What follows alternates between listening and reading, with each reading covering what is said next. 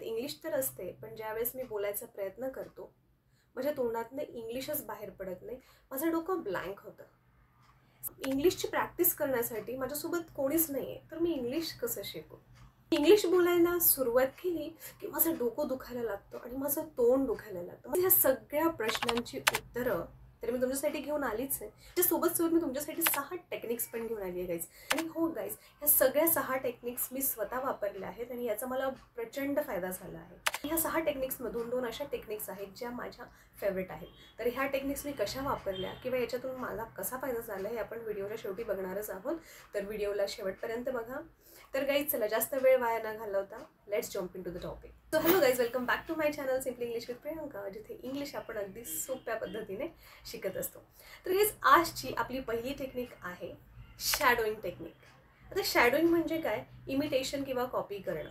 आता तुम्ही म्हणाल की कॉपी कोणाची करायची? गाईज तुम्हाला एक सिम्पल गोष्ट करायची आहे. इथे तुम्हाला यूट्यूबचा वापर करायचा आहे. यूट्यूबवरती व्हिडिओज बघायचे आहेत आणि तुम्हाला त्यांना कॉपी करायचं आहे. आता ते तुम्ही कसं करणार? चला बघूया. तर हे बघा, तुम्हाला करायचं काय की तुम्हाला यूट्यूबमध्ये जायचं आहे. तर यूट्यूबमध्ये तुम्हाला सर्च करायचं आहे cartoon videos for kids with subtitles. Subtitles is very important. सबटायटल्सलाच तुम्हाला कॉपी करायचं आहे. आता बघा, जसं की आता तुम्ही हा व्हिडिओ प्ले केल्यानंतर खाली सबटायटल्स येतील. तर एक वाक्य संपल्यानंतर तुम्हाला पॉज करायचं आहे आणि तुम्हाला रिपीट करायचं आहे. आता हे तुम्ही ठरवायचं आहे की तुम्हाला किती वेळ द्यायचा आहे. तुमच्या स्केड्यूलच्या हिशोबाने तुम्ही ठरवू शकता. तुम्ही 1 मिनिट, 2 मिनिट, 5 मिनिटं डिपेंड. तर तुम्हाला याला कॉपी करायची आहे. तर त्याच्यातून फायदा काय होईल गाईज, की तुम्हाला इंग्लिश बोलायची सवय लागेल. हे व्हिडिओज मुलांच्या दृष्टिकोनातून बनवलेले असतात, त्याच्यामुळे याच्यातली जी इंग्लिश असते ती अगदी सोपी असते. तुम्हाला या व्हिडिओजमधून अगदी सोपी इंग्लिश शिकायला मदत होईल. तर तुम्ही नेक्स्ट टेक्निक वापरू शकता, ती म्हणजे talking to yourself. Yes guys, talking to yourself. तुम्हाला स्वतःशी बोलायचं आहे. आता ऐकताना तुम्हाला वाटेल स्वतःशी कसं बोलायचं, पण आपण नकळतपणे दिवसभर स्वतःशी बोलतच असतो, माइंडमध्ये बोलत असतो. तर तुम्हाला तीच टेक्निक वापरायची आहे. तुम्हाला करायचं काय माहिती, तुम्ही तुमच्यासाठी एक छोटासा टॉपिक निवडायचा आहे. इट डिपेंड्स ऑन यू की तुम्हाला कोणता टॉपिक निवडायचा आहे. तुम्ही तुमचा दिवस पण डिस्क्राईब करू शकता किंवा दिवसभरात कोणती एखादी अशी चांगली गोष्ट घडली त्याबद्दल तुम्ही बोलू शकता. For example, yesterday I decided to wake up early in the morning. And you know what? I woke up early in the morning as per decided. I felt really nice.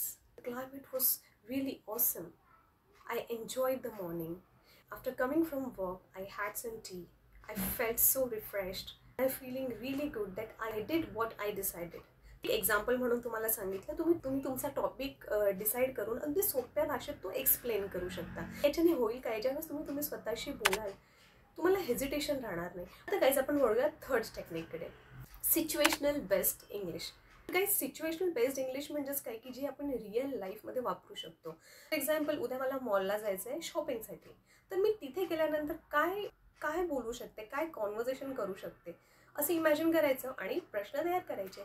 Shopkeeper मला of course विचारेल की तुम्हाला काय हवं आहे, what do you want. आणि मला म्हणायचं की मला डेली यूजसाठी कुर्तेज हवे आहे. तर मी सांगेल actually I am looking for some daily used kurtis below 1000 rupees. तो तुम्हाला कलर दाखवेल. मग तुम्ही त्यावर बोलू शकता की याच्यात अजून व्हरायटी आहे का. तर आपण म्हणू शकतो do you have some more variety in it. किंवा याच्यात अजून कलर्स आहेत का. तर म्हणू शकता do you have more colours in it. ठीक आहे. आता सपोज तुम्हाला कुर्ता आवडला आहे आणि आता बिलिंग करायचं, तर तुम्ही म्हणू शकता कुड you please help me with the billing. ज्यावेळेस तुम्ही सिच्युएशनल बेस्ड इंग्लिश बोलता त्यावेळेस तुम्ही कुठेतरी तुमच्या माइंडला ट्रेन करत असता. याच्यामुळे तुमच्याकडे काय असेल की ऑलरेडी तुमच्याकडे स्क्रिप्ट असेल, ऑलरेडी तुमच्याकडे कॉन्व्हर्सेशन असेल. मग ज्यावेळेस तुम्ही ॲक्च्युली मॉलला जाल किंवा इतर ठिकाणी जाल त्यावेळेस तुम्ही रिअल लाईफमध्ये ते कॉन्व्हर्सेशन कराल आणि रिअल लाईफमध्ये कॉन्व्हर्सेशन केल्यामुळे तुमच्यात कॉन्फिडन्स वाढेल आणि तुमचं जे हेजिटेशन असतं दुसऱ्यांसोबत बोलायचं फ्लाय अवे. नेक्स्ट टेक्निक आहे picture visualisation.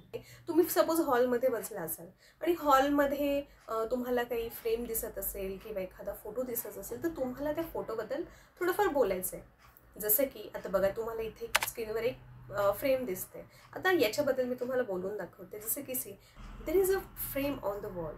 The painting is really beautiful. I can see 7 horses running in it. Birds flying in the sky. There are 2 coconut trees in the frame. And the climate is really beautiful. I feel peace while looking at it. तसं picture बघून त्याबद्दल 4-5 ओळी बोलायच्या आहेत. याच्याने होईल काय की तुमच्या माउथ, जसं की मी व्हिडिओच्या स्टार्टिंगमध्ये बोलले की आपण जेव्हा इंग्लिश बोलायचा प्रयत्न करतो आपलं डोकं दुखायला लागतं आणि आपलं तोंड पण दुखतं. तोंड का दुखतं माहिती आहे गाईस, की आपले जे माउथ मसल्स असतात त्यांना इंग्लिश बोलायची सवय नसते. जसं की आपण मराठी तासनतास बोललो तरी आपण थकत नाही, पण इंग्लिश बोलताना थकतो. तर ही टेक्निक सुद्धा खूप युजफुल आहे गाईस, ही तुम्ही वापरून बघू शकता. नेक्स्ट टेक्निक आहे रेकॉर्ड युअर व्हॉइस. आता इथे सुद्धा तुम्हाला करायचं काय आहे की तुम्हाला एक टॉपिक निवडायचा आहे तुमच्या आवडीचा. एखादं सिम्पलचं बुक घेऊ शकता, स्टोरीचं, किंवा तुम्ही काहीही वाचू शकता. ते वाचत असताना तुम्हाला तुमचा व्हॉइस रेकॉर्ड करायचा आहे. त्यात व्हॉइस रेकॉर्ड झाला की तुम्ही ती रेकॉर्डिंग ऐकायची आहे. मला ऐकत असताना काही गोष्टी लक्षात ठेवून ऐकायचं आहे. त्या गोष्टी काय म्हणजे प्रनन्सिएशन. त्यावेळेस तुम्ही तुमचं व्हॉइस रेकॉर्ड करत होता त्यावेळेस तुमचं प्रनन्सिएशन बरोबर होतं का हे लक्षात घ्यायचं आहे. सेकंड, बोलत असताना तुमच्या बोलण्यात कॉन्फिडन्स होता का. थर्ड, तुम्ही सेंटेन्स बरोबर बोलत होतात का, म्हणजे की जिथे फुल स्टॉप होतं तिथे तुम्ही थांबला होतात का. ह्या सगळ्या गोष्टी तुम्हाला लक्षात ठेवून रेकॉर्डिंग ऐकायची आहे. ऐकल्यानंतर तुम्हाला फीडबॅक द्यायचा आहे की तुम्ही कुठे चुकलात. जिथे तुम्ही लॅक होताय त्या गोष्टी तुम्हाला लक्षात ठेवायच्या आहे आणि तिथे तुम्हाला इम्प्रूव्हमेंट करायची आहे नेक्स्ट टाइम. आता नेक्स्ट टेक्निक आहे रीड आउट लाऊड. तुम्हाला काहीच करायचं काय आहे की पुस्तक वाचताना तुम्हाला फक्त मनातल्या मनात वाचायचं नाही आहे. You have to read it loud. म्हणजे तुम्हाला थोडं मोठ्याने वाचायचं आहे, तुम्हाला ऐकू येईल असं. याच्यात फायदा काय होणार आहे, ज्यावेळेस तुम्ही जोराने वाचाल ते शब्द तुमच्या कानावर पडतील. तुम्हाला इंग्लिश ऐकायची याच्यातनं सवय लागेल, कारण इंग्लिश आपल्या कानांवर पडत नसते, पण याच्याने तुमची लिसनिंग स्किल किंवा लिसनिंग ॲबिलिटी वाढेल. ठीक आहे. नेक्स्ट काय होईल, जेव्हा आपण पुस्तक वाचतो ना आपल्याला सेंटेन्स फॉर्मेशन खूप चांगल्या पद्धतीने समजतं, कारण की पुस्तकांमध्ये एकदम ग्रॅमॅटिकली करेक्ट इंग्लिश असते. त्याच्यामुळे आपल्याला करेक्ट इंग्लिश शिकायला मिळते. थर्ड आणि मोस्ट इम्पॉर्टंट म्हणजे आपल्याला पुस्तकांमधून खूप सारी वोकॅबलरी शिकायला मिळते. तर बुक वाचल्याने आपल्याला हा फायदा होतो. आणि जर तुम्हाला वेळ असेल तर तुम्ही ही टेक्निक नक्कीच वापरू शकतात. याच्यातनं खूप फायदा होतो. नेक्स्ट टेक्निक आहे आपली मिरर टेक्निक. ही मिरर टेक्निक जी आहे ना ही सुद्धा खूप इम्पॉर्टंट आहे.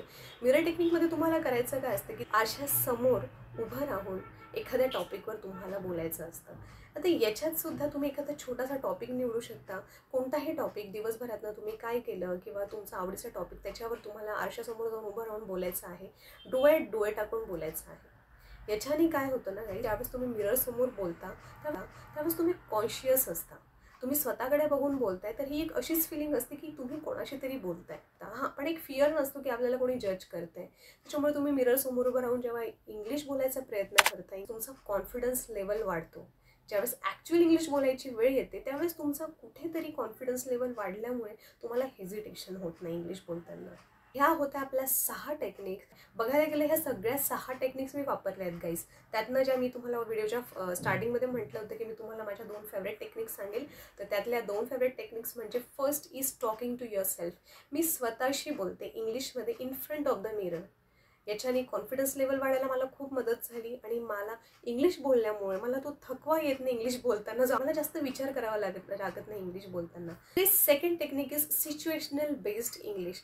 ही टेक्निकसुद्धा खूप इफेक्टिव्ह आहे आणि खूप महत्त्वाची आहे, कारण की तुमच्याकडे ऑलरेडी साठा असतो. तुमच्याकडे ऑलरेडी सिच्युएशनल बेस्ड इंग्लिशसाठी स्क्रिप्ट असते असं म्हटलं तरी चालेल. स्क्रिप्ट रेडी असल्यामुळे मला रिअल लाईफमध्ये कॉन्व्हर्स करताना मला जास्त विचार करावा लागत नाही, कारण माझं माइंड ऑलरेडी ट्रेन आहे त्या सिच्युएशनसाठी. तुम्ही कोणतीही टेक्निक निवडा, पण ती टेक्निक तुम्हाला कमीत कमी 15 दिवस कॉन्टिन्युअसली करायची आहे. आजचा दिवस आणि 15वा दिवस याच्यात तुम्हाला तुमच्यात नक्कीच इम्प्रूव्हमेंट जाणवेल. मला भेटूया पुढच्या व्हिडिओमध्ये. Thanks for watching.